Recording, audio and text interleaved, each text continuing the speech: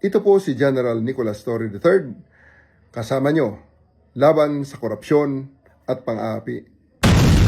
Naglabas ng pahayag si General Nicolas Torre III kaugnay ng patuloy na problema ng pagbaha sa ilang bahagi ng Davao City matapos niyang ibahagi sa social media ang kalagayan ng kanilang bahay sa NHA Bangkal, Barangay Talomo, Siyudad ng Davao na muling pinasok ng baha kasunod ng malakas na pag-ulan. Ayon kay Torre, ang nasabing bahay ay legal na nakapangalan sa kanya at kanyang asawa at maaari umanong beripikahin sa Register of Deeds ang titulo ng kanilang ari-arian dahil dito sinabi niyang siya rin ay isang lehitimong residente ng Davao City at may buong karapatang magtanong at magpahayag ng kanyang saloobin hinggil sa mga suliraning nararanasan ng lungsod. Ibinahagi rin niya na hindi ito ang unang pagkakataon o pagkakataong binaha ang kanilang tahanan. Anya, ilang bisis na itong nangyari sa mga nakalipas na taon, ngunit pinili niyang huwag magsalita noon upang maiwasang mabigyang kulay o mabigyan ng kulay politika ang usapin. Gayunpaman, sinabi ni Torre na dumating na ang panahon na kailangan na itong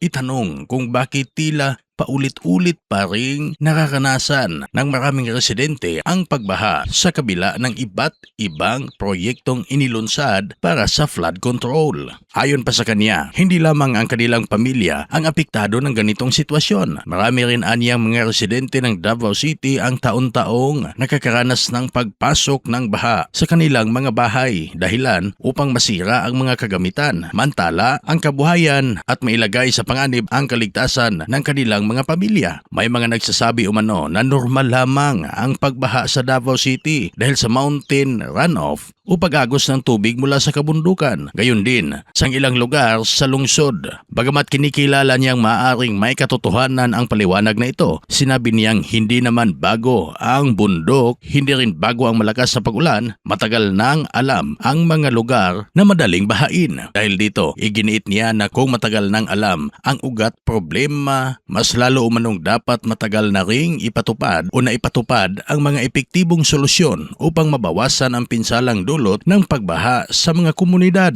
Binigyang diin din ni Torre na bilyong peso ang nagagastos ng pamahalaan para sa mga flood control project. Aniya, ang layunin ng mga proyektong ito ay hindi upang pigilan ang pag-ulan, kundi upang tiyaking hindi naaabot ang baha sa loob ng mga tahanan ng mga mamamayan. Kaya naman inilahad niya ang isang simpleng tanong sa mga kinauukulan kung patuloy pa ring nalulubog sa baha ang mga komunidad sa tuwing may malakas na ulan.